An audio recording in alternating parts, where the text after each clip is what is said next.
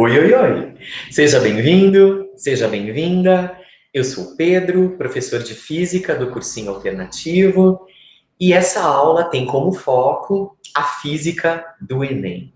Eu pretendo, nesse encontro, falar um pouquinho com vocês sobre a física mecânica e a física térmica que aparece, então, no Enem. A gente também vai resolver um pouquinho de exercícios ao longo dessa nossa aula.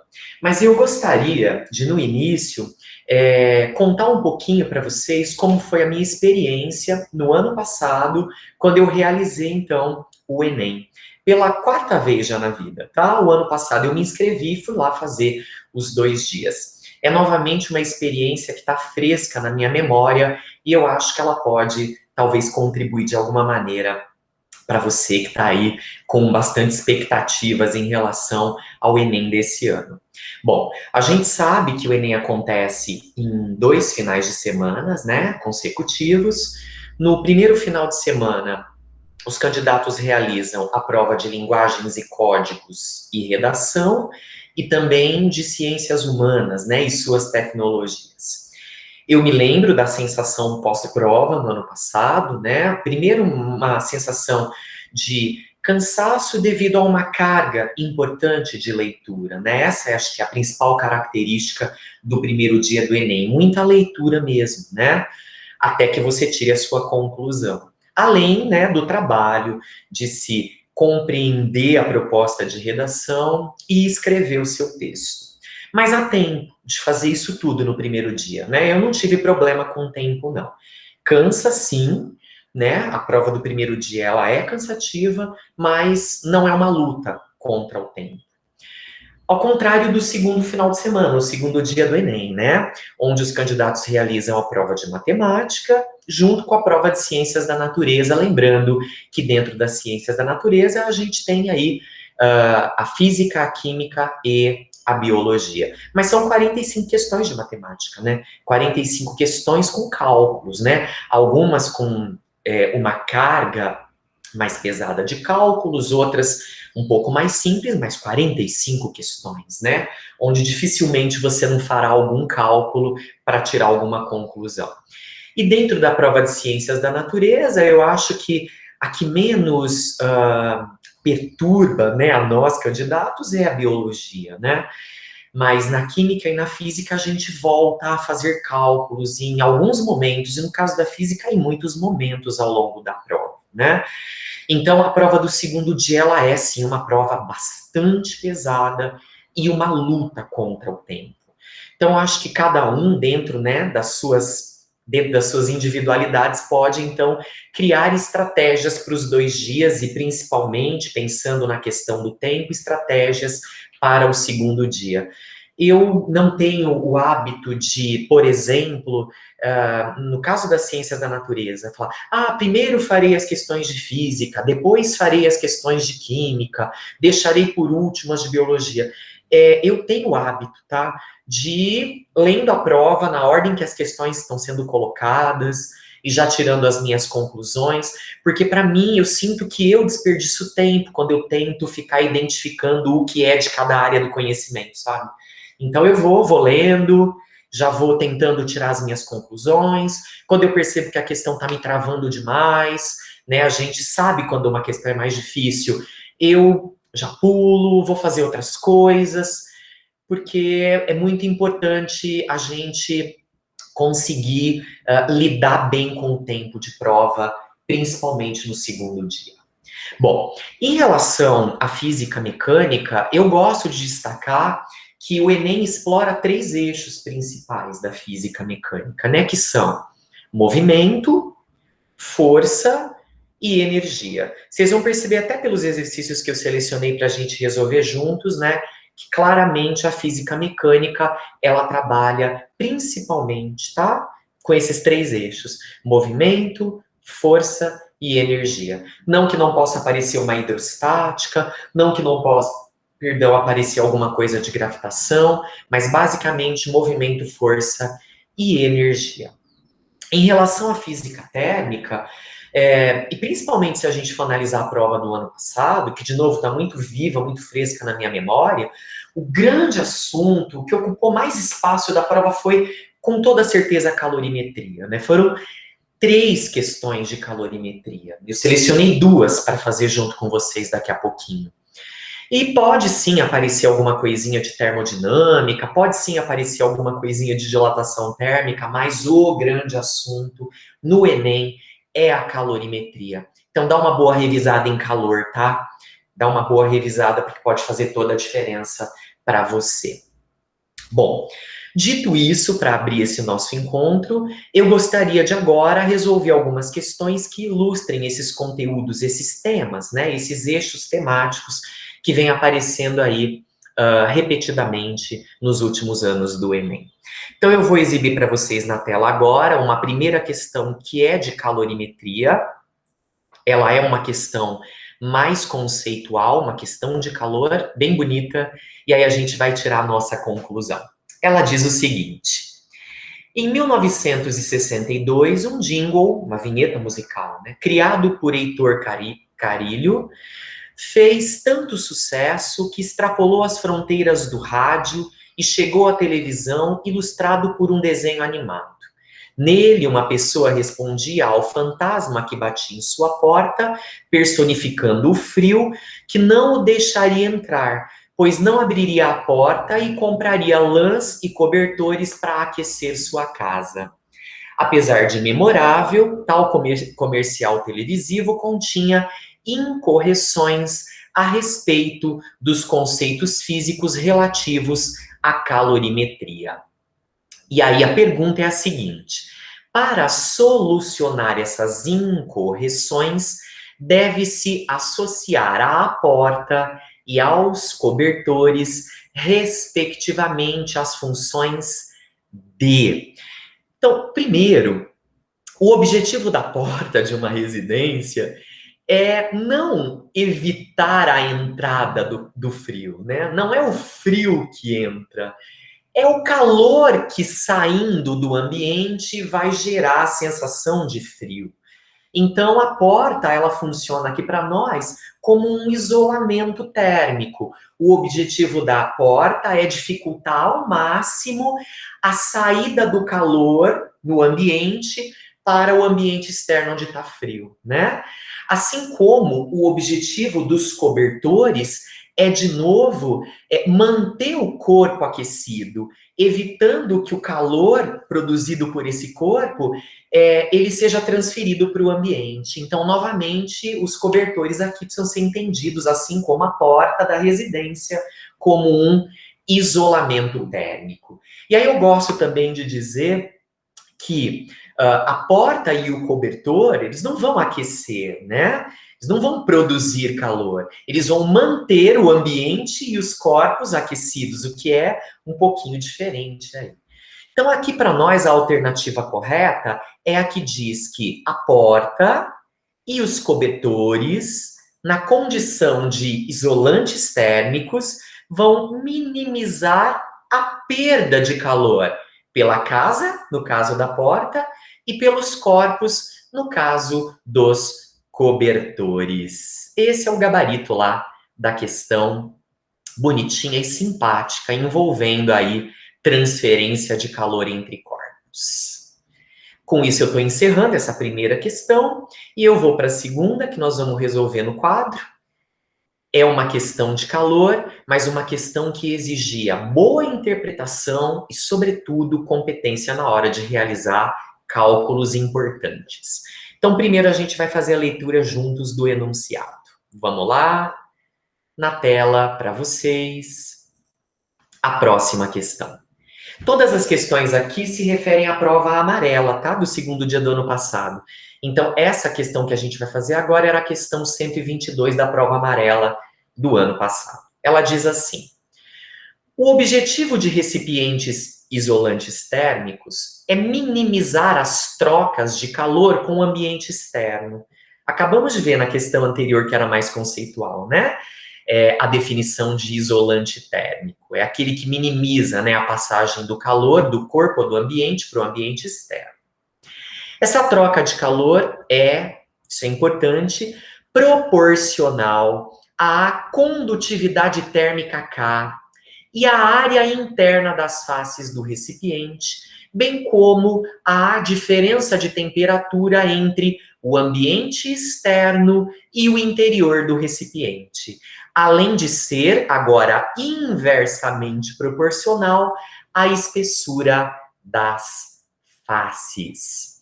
Então, eu vou dar uma pausa aqui, daqui a pouco a gente volta para completar a leitura, mas o que a questão disse para a gente até agora é o que eu resumi aqui em vermelho para vocês no quadro. Que o calor, então, que vai passar, né, de fora para dentro ou de dentro para fora de um recipiente, ele é proporcional à condutividade térmica K, a área, né, a área interna das faces desse recipiente, e aí a diferença entre a temperatura externa, do lado de fora do recipiente, e a temperatura interna, que é a temperatura no interior do recipiente, e aí inversamente proporcional, por isso eu coloquei aqui embaixo, a espessura das paredes desse recipiente.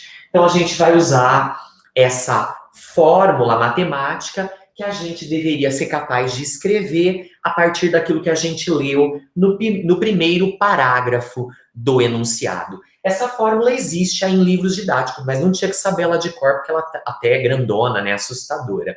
Ela é a interpretação do primeiro parágrafo, repito, do nosso amigo enunciado. Então agora eu vou voltar, tá bom? Segundo parágrafo.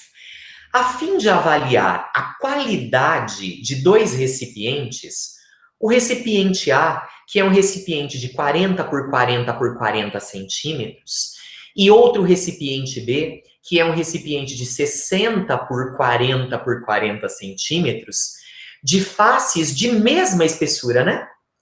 Uma estudante compara suas condutividades térmicas Ka e Kb. Para isso, suspende dentro de cada recipiente blocos idênticos de gelo a 0 graus. 0 graus Celsius, né? De modo que suas superfícies estejam em contato apenas com o ar. Após um intervalo de tempo, ela abre os recipientes A e B, enquanto ambos ainda contêm um pouco de gelo, e verifica que a massa de gelo que se fundiu no recipiente B foi o dobro da massa de gelo que se fundiu dentro do recipiente A. Aí a pergunta é: qual a razão Ka por Kb entre as condutividades térmicas dos dois recipientes A e B aproximadamente, né? Essa razão é um valor mais próximo de qual alternativa? Então, essas informações todas, as dimensões dos dois recipientes, a temperatura do gelo, enfim, tudo isso eu coloquei no quadro e vocês vão ver a partir de agora comigo, tá bom? Então, voltando aqui para a lousa, para que ela fique maior, aí vocês possam enxergar direitinho. O recipiente A, ele é um recipiente de 40 por 40 por 40. Ou seja, ele é um cubo, né? Porque o comprimento, a largura e a altura são iguais. Dentro desse recipiente, então, que é um cubo 40 por 40 por 40, nós colocamos uma amostra de gelo. Esse gelo está a 0 graus Celsius, tá bom? Por isso, essa é a temperatura interna, lembra? Do recipiente, a temperatura do gelo em fusão. Já a temperatura externa, se você quiser já marcar, é a temperatura do ar ambiente, tá, gente? E aí o recipiente B, ele não é um cubo, porque as dimensões dele eram 60 por 40 por 40. Então, paralelepípedo para nós, né? 60 de comprimento por 40 de largura por 40 de altura. E aí foi colocada uma amostra de mesma massa dentro do recipiente B. Só que aí se percebeu, quando se comparou os resultados, que a massa de água que se formou dentro do recipiente B era o dobro da massa de água que se formou devido à fusão do gelo dentro do recipiente A. Então, essa massa aqui, ó, a massa de água que se formou dentro do recipiente B é o dobro da massa que se formou aqui em cima, ó. dentro do recipiente A. E aí, repito, a temperatura interna, lembra dela? Para o recipiente B, é novamente a temperatura do gelo em fusão, ou seja, o 0 graus Celsius, né? E a temperatura externa é a temperatura do ar ambiente. E aí, as paredes desses dois recipientes, né, tem a ver com a espessura da parede. Ela é a mesma, isso está escrito lá para nós. Então, aqui o que chama a atenção é que a principal diferença nos dois casos é nas dimensões e, portanto, nas áreas, né? Nas áreas dos dois recipientes e também na quantidade de gelo que se funde dentro de cada um deles, que vai ter relação direta, claro, com a condutividade térmica de cada um, né? Porque para o gelo derreter lá dentro, o recipiente precisa permitir a entrada do calor.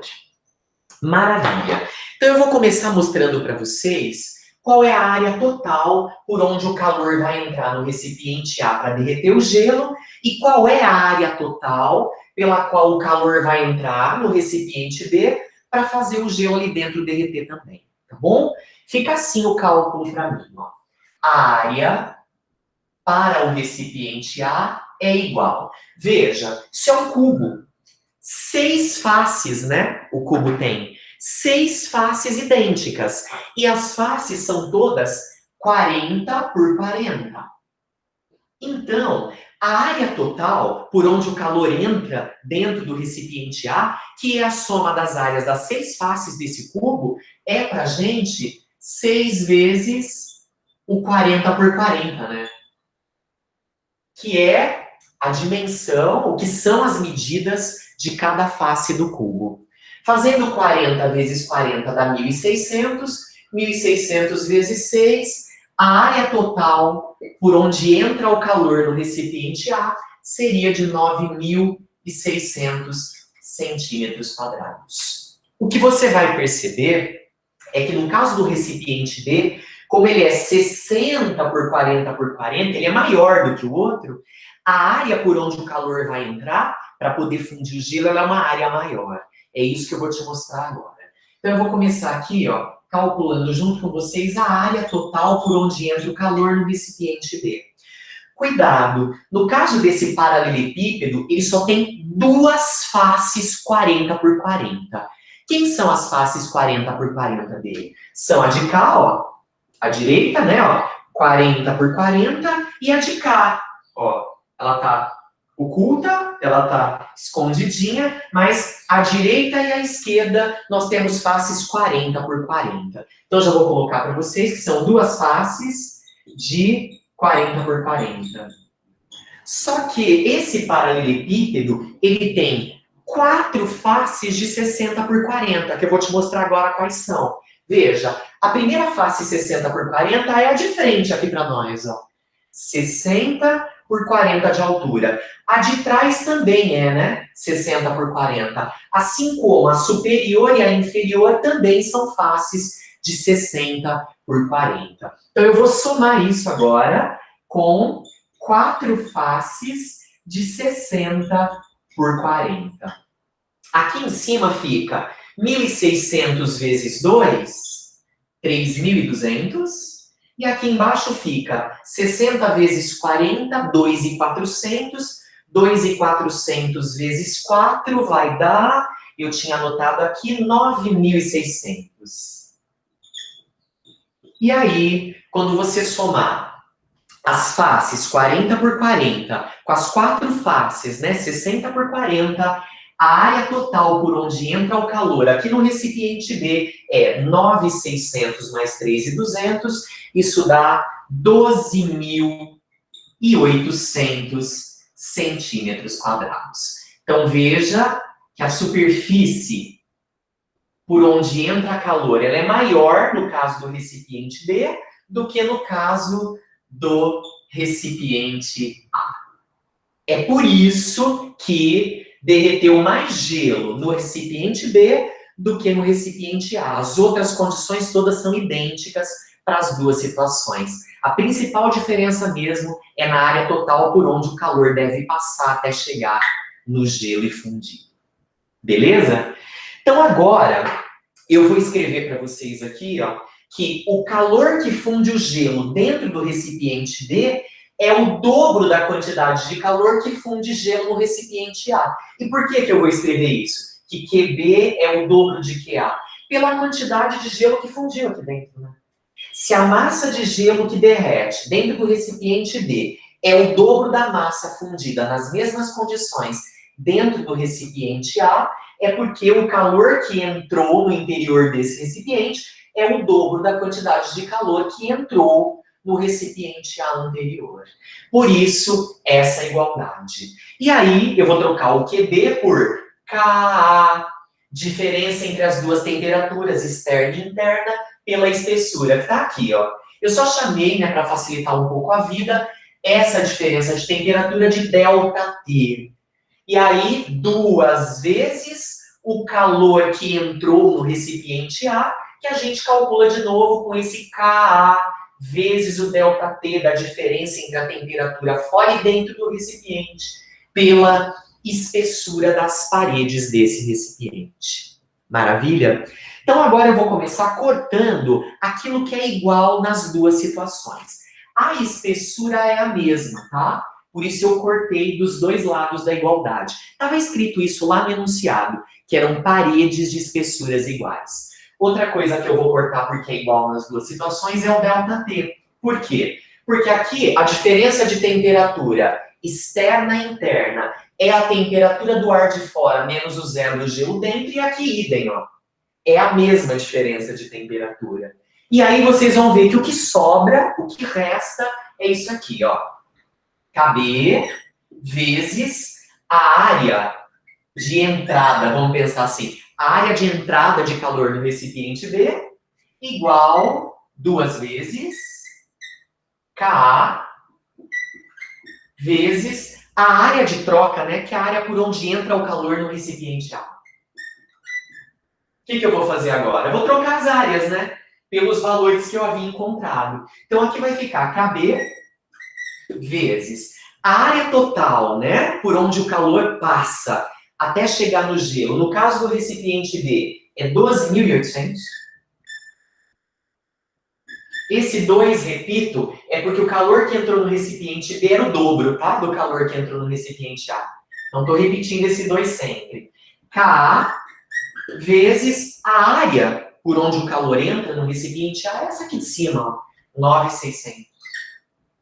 E aí, antes de continuar, eu vou cortar 2 zeros de cá com 2 zeros de lá, porque é tudo produto dos dois lados da igualdade. E aí a gente fica com KB vezes 128. E do lado de lá tem esse 2, 2 vezes 96 dá 192 vezes o nosso amigo Ka. E aí, a pergunta é a razão entre Ka e KB, as condutividades do recipiente A e B nessa ordem. Então, eu vou fazer o seguinte, ó. 192 Ka, estou começando pelo lado direito, é igual a 128 KB. O que eu vou fazer? O KB, que está multiplicando 128, eu posso trazer aqui para baixo do Ka dividindo. Estou fazendo um troca-troca. E o 192 que está multiplicando o K desse lado, eu passo para o lado de lá dividindo o 128. Pronto. E aí, fazendo essa divisão, 128 por 192, vocês devem encontrar aproximadamente 0,67, que é o resultado final. E eu vou mostrar para vocês agora na tela. Atenção! Marcando a alternativa correta, dessa questão que tratava de calor, mas era bem trabalhosinha. Olha lá, a alternativa correta seria Ka por KB, aproximadamente 0,67. Uma questão trabalhosa, conforme eu já disse para vocês, ao contrário da primeira, onde a gente encontrou a resposta correta com muito mais facilidade, porque era uma questão conceitual de calor apenas. Maravilha. Então agora eu vou iniciar com vocês a resolução de 3 questões de mecânica super bonitas e algumas trabalhosas, tá? Que eu tirei também da prova do ano passado. Na verdade, eu vou, antes de resolver as 3 questões de física mecânica, eu havia me esquecido, vou resolver uma questãozinha que é de gases, tá? Que a gente trata como início de termodinâmica. É isso. Então, só um minutinho, eu vou abrir a tela aqui para vocês novamente, antes da gente fazer a física mecânica. Bora lá. Essa questão, ó, ela não é propriamente física mecânica, é uma questão de gases, comecinho de termodinâmica. 2 amigos se encontram em um posto de gasolina para calibrar os pneus de suas bicicletas. Uma das bicicletas é de corrida, a bicicleta A, e a outra é de passeio, a bicicleta B.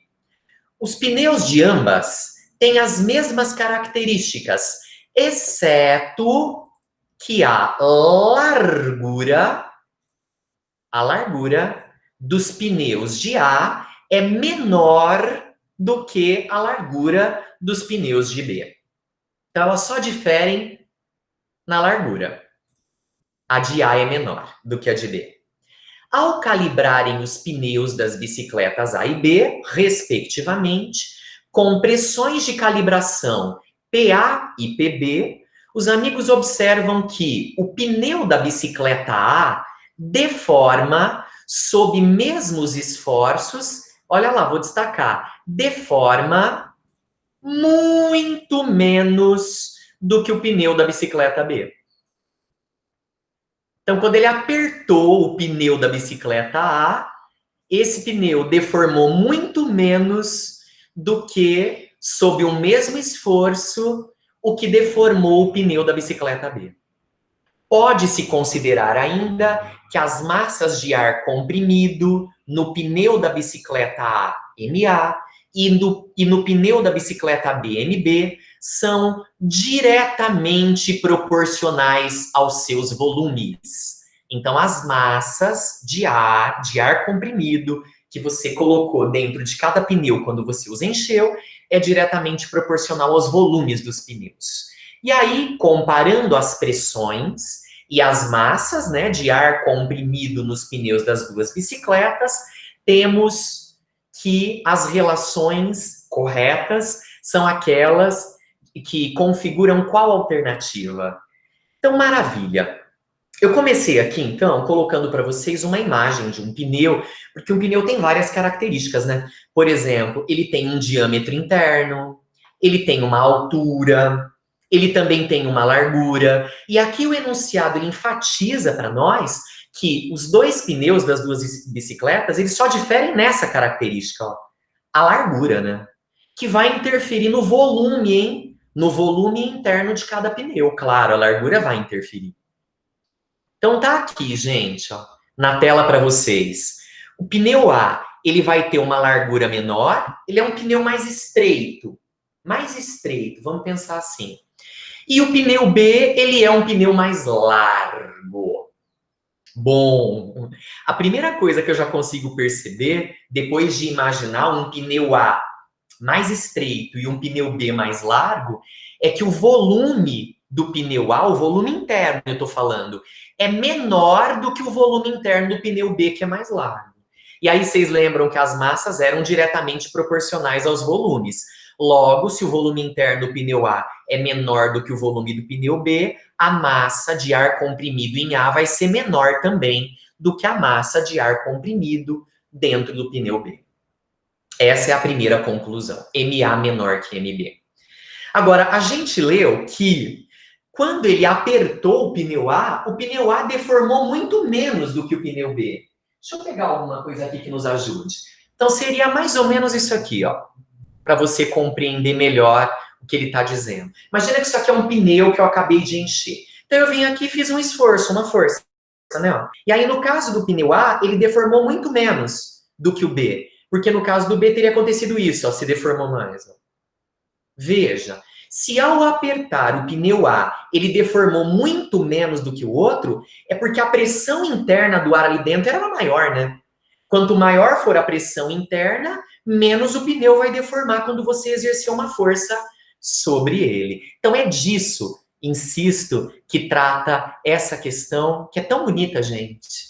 Então tá lá, a pressão do ar aqui dentro do pneu A, que deformou muito menos, é maior do que a pressão do ar dentro do pneu B, que deformou mais. E aí, procurando pela alternativa que diz que PA é maior que PB e MA é menor do que MB, você vai subir aqui comigo e vai encontrar que a resposta seria, então, a letra B. Isso é uma questãozinha, então, de gases, isso é uma questãozinha de princípio de termodinâmica. Pronto. Voltando aqui na tela, para agora sim convidar vocês a acompanharem as resoluções das 3 questões de física mecânica que eu selecionei. Uma é de movimento, trabalhosa, vocês vão ver. Eu tive que ler mais do que uma vez para poder entender o que eles queriam dizer nessa questão. Uma questão de energia, que era um poema gigantesco, o que dificulta a compreensão do que está acontecendo, e é proposital, né? E aí uma terceira que é de força, na verdade é de impulso, né? Produzido por força. Vou começar pela de movimento. Vamos lá. Primeiro, vamos ler o enunciado juntos. Então, aí na tela para vocês, a questão 135 da prova amarela do ano passado, que dizia: a agricultura de precisão reúne técnicas agrícolas que consideram particularidades locais do solo ou lavoura, a fim de otimizar o uso de recursos. Uma das formas de adquirir informações sobre essas particularidades é a fotografia aérea de baixa altitude, realizada por um veículo aéreo não tripulado, que é o VANT. Na fase de aquisição de imagens, tá bom? É importante determinar o nível de sobreposição entre as fotografias. A figura ilustra como uma sequência de imagens é coletada por um VANT e como são formadas as sobreposições frontais. Então tá aí o nosso veículo que está te fotografando a área, né? Então, aqui, esse primeiro triângulo retângulo, ele está mostrando para a gente que daqui até aqui, a gente tem o tamanho da primeira imagem. O segundo triângulo retângulo está mostrando para a gente que daqui até aqui é o tamanho da segunda imagem, e assim por diante. Esse triângulo retângulo menorzinho aqui embaixo, ele está mostrando para a gente aqui essa faixa sombreada, que seria a sobreposição entre duas imagens, né? No caso, a primeira faixa achurada em cinza para vocês é a sobreposição da primeira pela segunda imagem. Ele está dizendo que a sobreposição, que ele está chamando aqui de ΔS, é 20%, tá bom? Aí vocês vão entender melhor o que é esse 20%, porque ficou realmente um pouco duvidoso na figura. 20% do que, né? A sobreposição. Caminhamos... E aí você vai entender, caminhemos, aí você vai entender o que é esse 20% de sobreposição. Na sequência, o operador do van recebe uma encomenda na qual as imagens devem ter uma sobreposição de 20% em um terreno plano.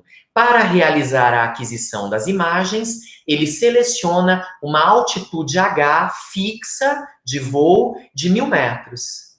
Então, a altitude, que é esse H aqui do desenho, ó, é de 1.000 metros, tá bom? 1.000 metros em relação ao solo que está sendo fotografado. A uma velocidade constante de 50 metros segundo elevado a -1, que é a mesma coisa que 50 metros por segundo. A abertura da câmera fotográfica, a gente já viu lá na imagem, na figurinha, é de 90 graus. E aí ele apresenta para a gente tangente de 45. Tangente de 45, a gente sabe, é igual a 1. 45 é esse ângulo aqui, ó, interno desse primeiro triângulo retângulo, que vai se repetir nos próximos triângulos que representam as formações de cada uma das imagens. Maravilha, vamos para a pergunta. Com que intervalo de tempo o operador deve adquirir 2 imagens consecutivas? Olha que pergunta capciosa. Então, qual o intervalo de tempo necessário para ele adquirir 2 imagens consecutivas? Então, eu vou começar aqui apresentando para vocês alguns pensamentos que a gente tinha que ter tido na hora da prova, e aí com o tempo a gente vai entender melhor que tempo é esse entre duas imagens consecutivas serem formadas, né? Então tá aqui, ó, a figura original de novo. Eu vou focar aqui nesse primeiro triângulo retângulo para que a gente possa descobrir o tamanho da primeira imagem registrada pelo Van. E aí eu coloquei para vocês aqui um esqueminha, ó, que eu vou colocar sobre aqui o triângulo, o primeiro retângulo original, para você entender qual é o primeiro cálculo que eu proponho que a gente faça. Então, esse triângulo retângulo aqui que eu coloquei em vermelhinho para vocês, claro, ele é exatamente a metade do primeiro triângulo retângulo que representa a formação da primeira imagem. Aí eu chamei a base desse triângulo retângulo vermelhinho de x. E aí a conclusão é que a hipotenusa do triângulo retângulo que representa a primeira imagem vai ser, claro, 2x, né? E aí, como é que a gente poderia calcular esse x? Se você reparou direitinho, nesse triângulo aí, retângulo vermelhinho que eu destaquei na tela, para o ângulo de 45 graus aqui inferior, esse H vai ser cateto oposto e o X que eu estou querendo descobrir vai ser o cateto adjacente. Ele tinha dado a tangente de 45 para nós. E tangente é justamente a razão do cateto oposto pelo cateto adjacente. A tangente é coca, né? Então, olha o primeiro cálculo que eu fiz, ó.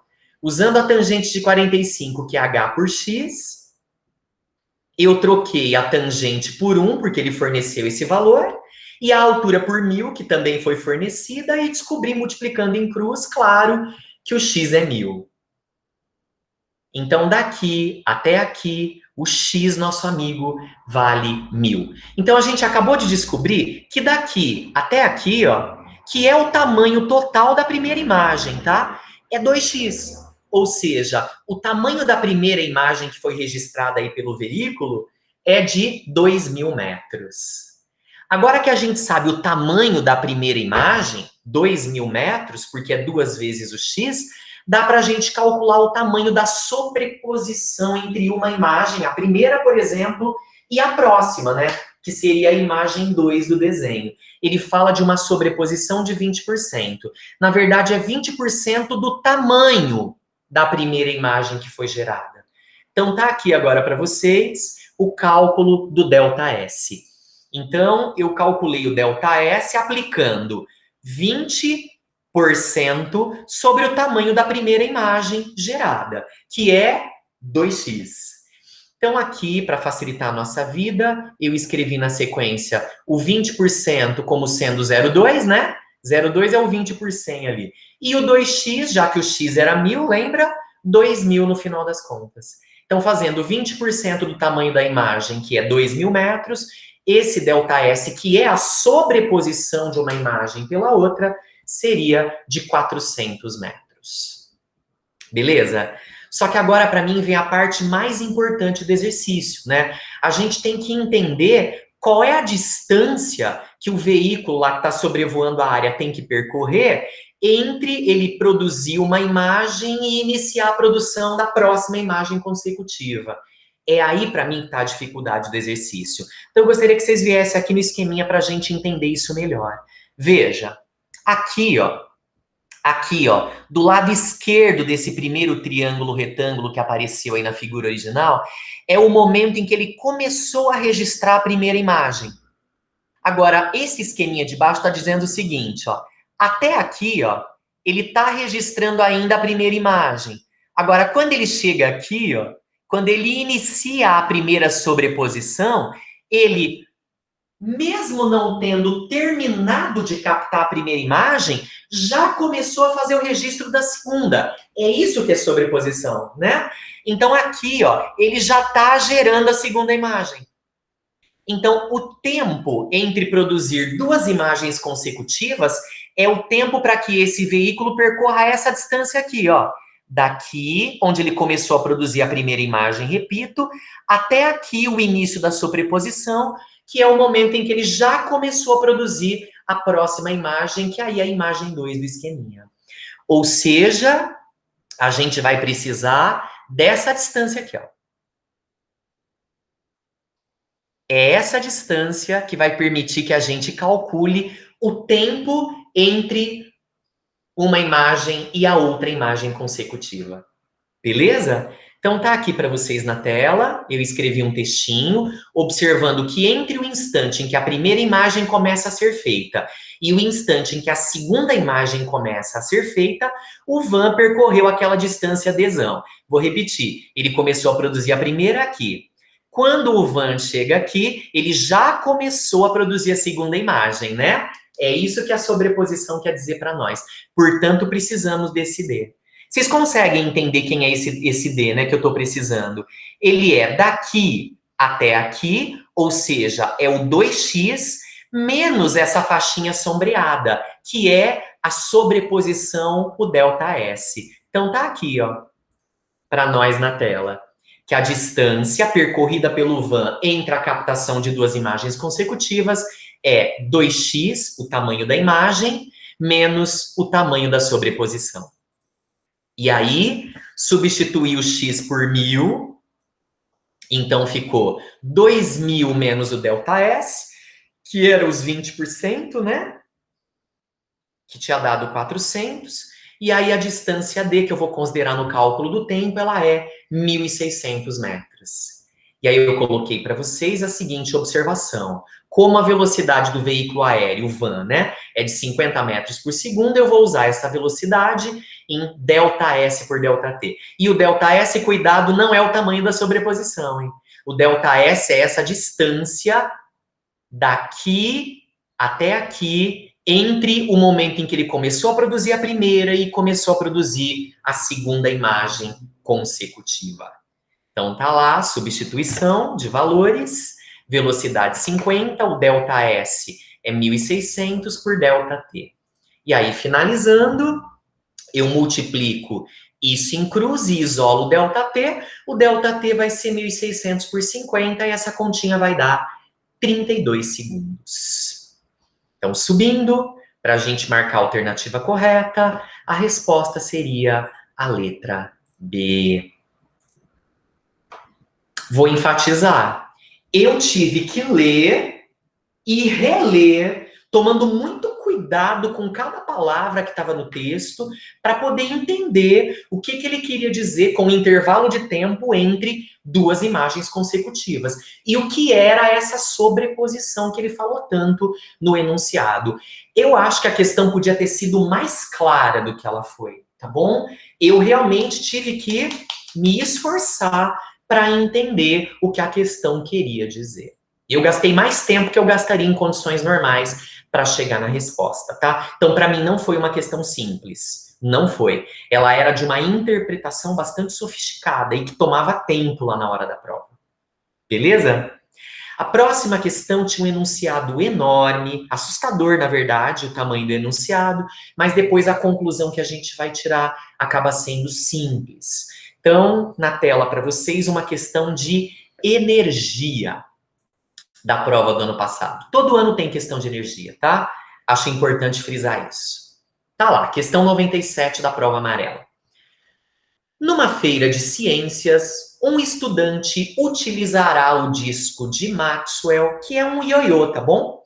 Para demonstrar o princípio da conservação da energia. Então a questão já antecipa para nós que nós vamos lidar com um sistema conservativo, hein? Aquele onde a energia total do sistema não muda durante a transformação da energia. A apresentação consistirá em duas etapas. Etapa 1, a explicação de que, à medida que o disco desce, parte de sua energia potencial gravitacional é transformada em energia cinética de translação e energia cinética de rotação. Volta aqui para você entender, então. É um problema onde a gente vai ter um disco no qual a gente vai estar transformando energia potencial gravitacional, que tem a ver com a altura, em energia cinética, que é energia de movimento. Só que aqui, quando ele fala energia cinética de translação, é do movimento de descida do disco. Você vai ver já já. E quando ele fala energia cinética de rotação, é porque é um ioiô. Isso está girando. Rotação é giro para nós. Voltando para o enunciado. Etapa 2, vai ser o cálculo da energia cinética de rotação do disco. Ó. Energia cinética de rotação do disco no ponto mais baixo de sua trajetória. No ponto mais baixo de sua trajetória. Supondo, olha lá, o sistema conservativo. Ao preparar a segunda etapa, ele considera que a aceleração da gravidade é de 10 metros por segundo ao quadrado, a velocidade linear do centro de massa do disco é desprezível em comparação com a velocidade angular. O que ele está dizendo é que a velocidade no movimento de descida do disco ela é desprezível comparada com a velocidade da rotação, né? De giro do disco. Então, o único movimento que importa para nós nesse caso, é o movimento de rotação. Por isso que o objetivo da etapa 2 é calcular apenas a energia cinética da rotação do disco. Em seguida, ele mede a altura do topo do disco em relação ao chão. O topo do disco em relação ao chão. No ponto mais baixo de sua trajetória. E aí, no ponto mais baixo de sua trajetória, essa altura é 1/3 da altura da haste do brinquedo. 1/3 da altura da haste do brinquedo.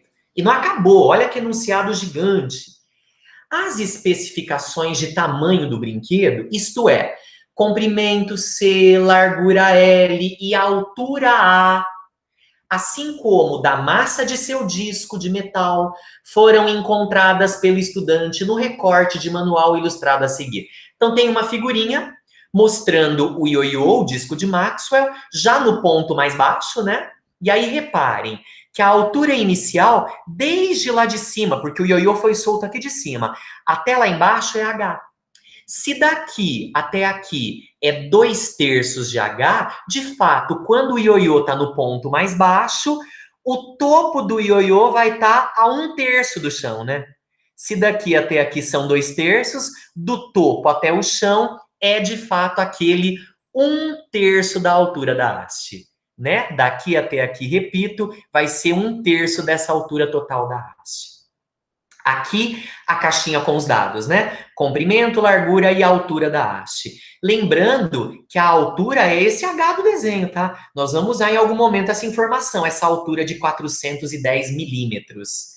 A massa do disco do ioiô é 30 gramas. Aí a pergunta, o resultado do cálculo da etapa 2 em Joule é, bom, que cálculo que ele fez na etapa 2? Vamos voltar? É o cálculo da energia cinética de rotação do disco. A energia cinética do movimento de giro do disco. Repito, no ponto mais baixo. Repito, no ponto mais baixo, o disco vai ficar com o seu topo a 1/3 da altura da haste do brinquedo em relação ao chão. Beleza? Então eu coloquei para vocês aqui, ó, uma figurinha que representa o início da descida do disco e o final da descida do disco, que é quando ele fica no ponto mais baixo da sua trajetória.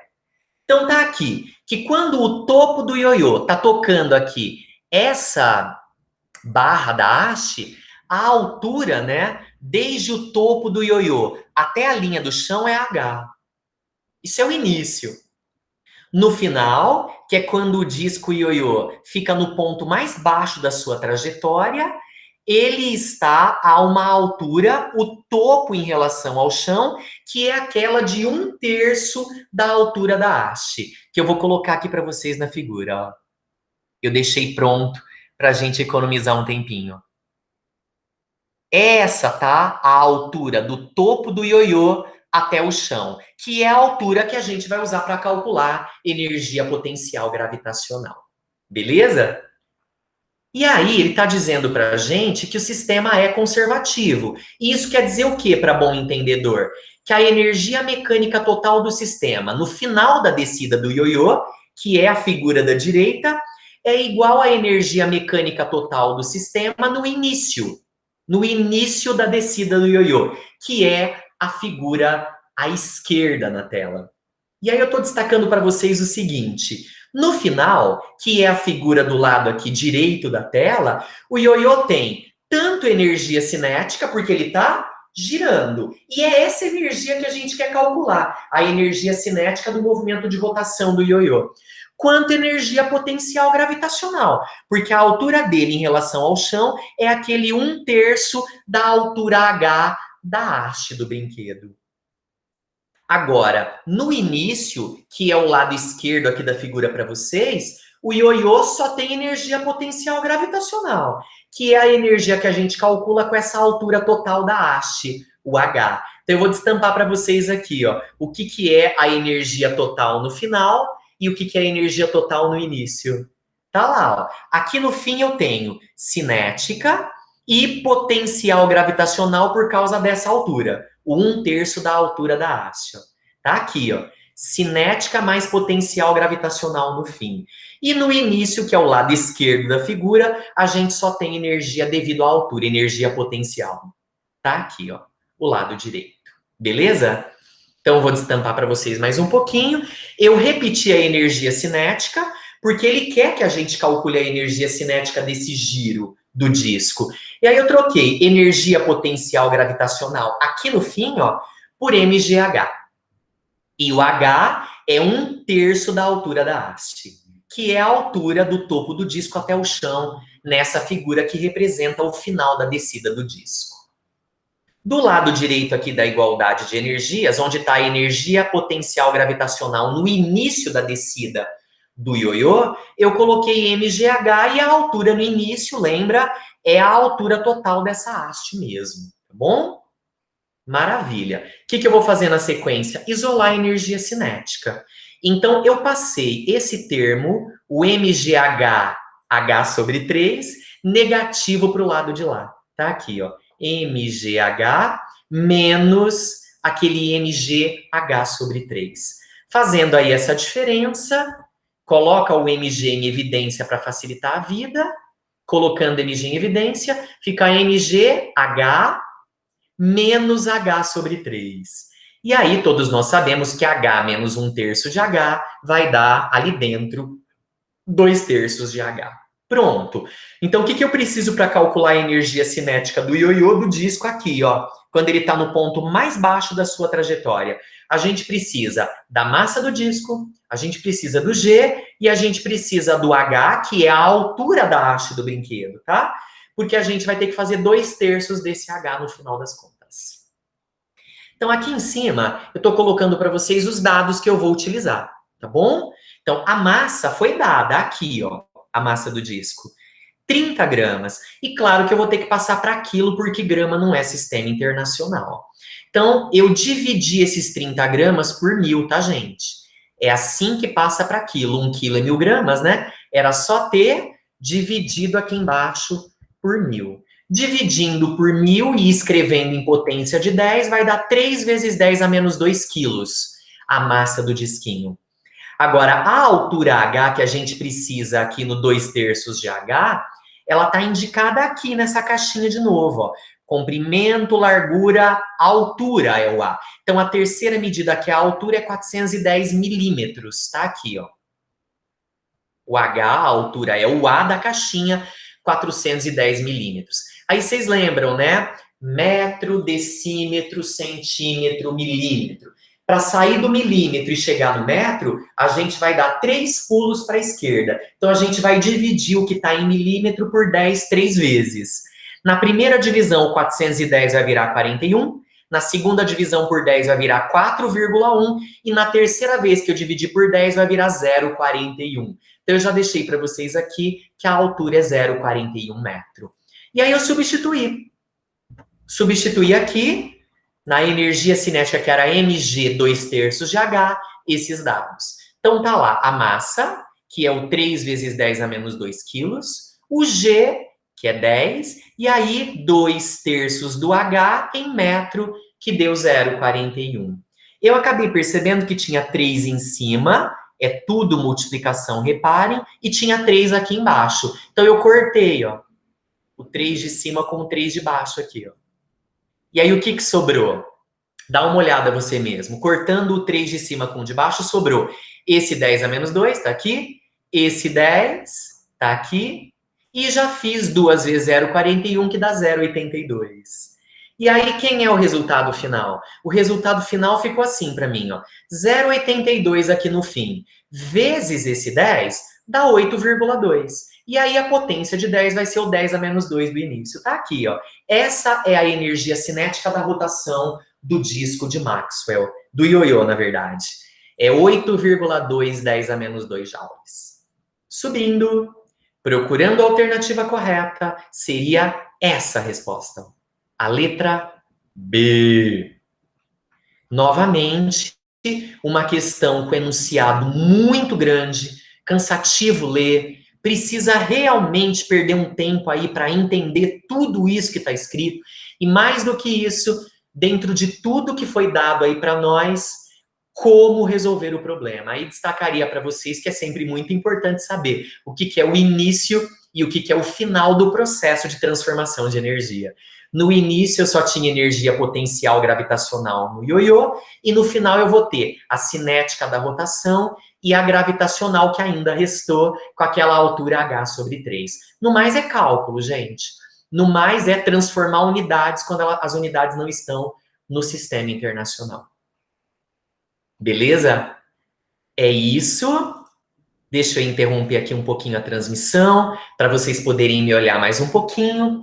E aí eu tô indo para a última questão de mecânica que eu selecionei para esse encontro. É uma questão de força, mas é uma questão que envolve impulso, tá? Dinâmica impulsiva, na verdade.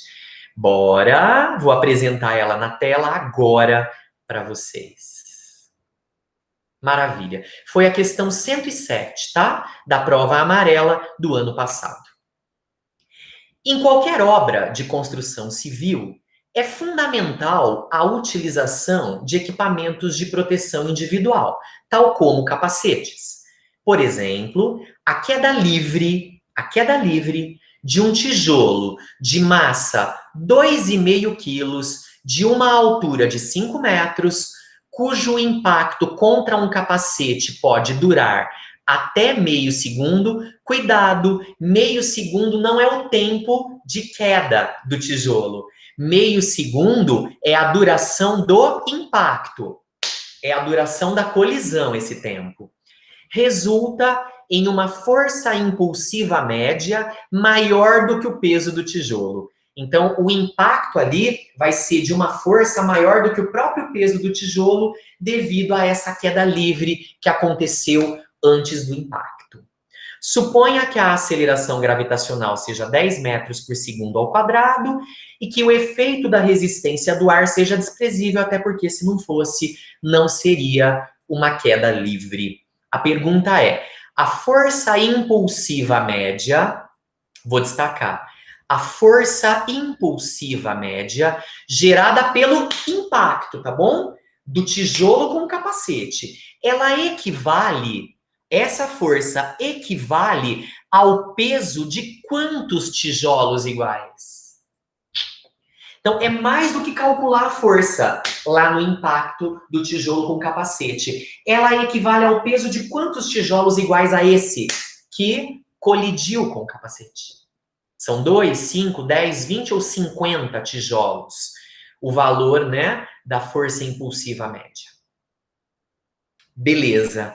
Então, eu começo aqui, ó, calculando o peso de um tijolo, porque a gente vai ter que comparar a força impulsiva média do impacto com o peso, né, desse tijolo. E aí todos nós sabemos que peso é mg, né?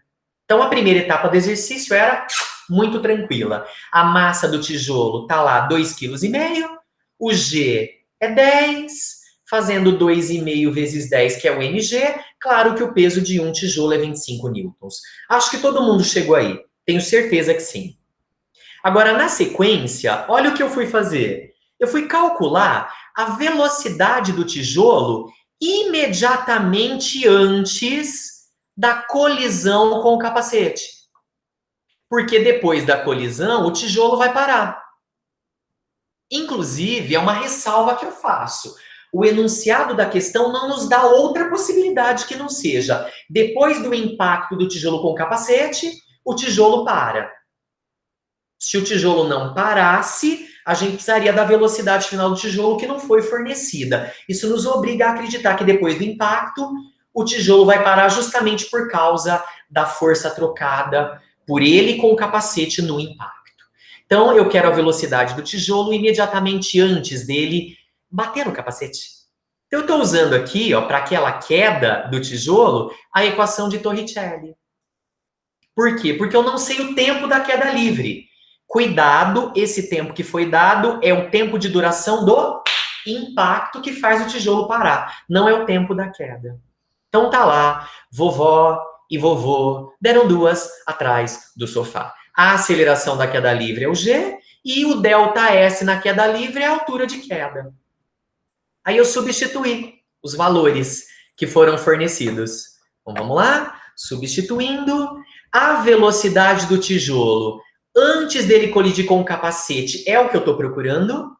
Na queda livre, o tijolo foi abandonado do repouso para cair, ou seja, o V0 é 0, e aí o G eu troquei por 10, e a altura da queda livre do tijolo foi dada, é uma altura de 5 metros. Fazendo os cálculos, ficou 0 ao quadrado, 0, e aqui no finalzinho, 2 vezes 10, 20, 20 vezes 5, 100. Então ficou V quadrado igual a 100.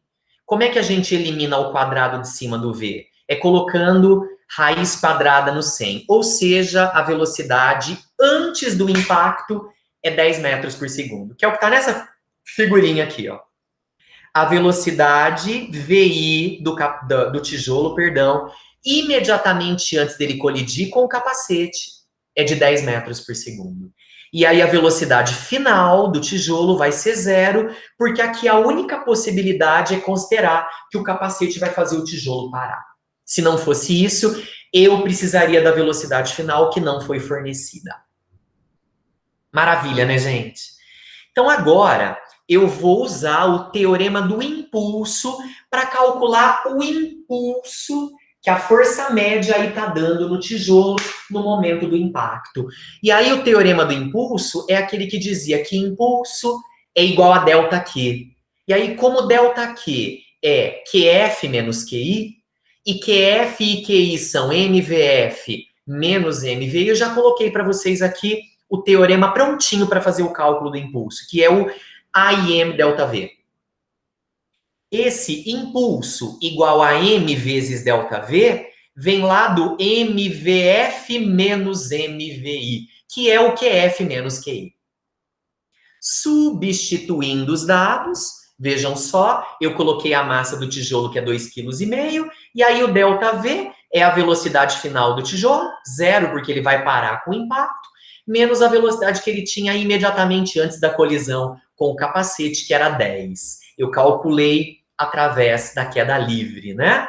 E aí, gente, 0 menos 10 é menos 10, o impulso seria negativo. E o impulso aqui é negativo porque a colisão está desacelerando o tijolo, né? A colisão está fazendo a velocidade do tijolo diminuir. Então, eu já vou colocar para vocês aqui na tela 2,5 vezes 10, o módulo do impulso, tá bom? Em módulo, o impulso seria 2,5 vezes 10, 25 newtons vezes segundo. E aí eu vou usar a definição de impulso. Lembra? Impulso é a força média vezes o tempo. E aí eu coloquei 25 no lugar do I do impulso. Força média é o que eu estou procurando. E aí sim, esse ΔT é a duração do impacto entre o tijolo e o capacete. Esse tempo, a duração do impacto foi dada. É esse tempo de meio segundo, não o da queda livre. Então, eu isolei a força média, passando esse meio dividindo 25, e aí, dividindo 25 por meio, essa força média vai dar 50 newtons. Agora é hora de fazer um comentário importante, que foi um vacilo desse exercício. Essa força média é a força média resultante, e não a força impulsiva média, que é o que estava na pergunta. Acontece que não teria alternativa correta para a força impulsiva média. Só tem alternativa correta para a força média resultante, que é a força que a gente está calculando. Então tá lá para você, a força média resultante seria 50 newtons, que é exatamente o dobro. o dobro do peso de um tijolo, que era 25 newtons.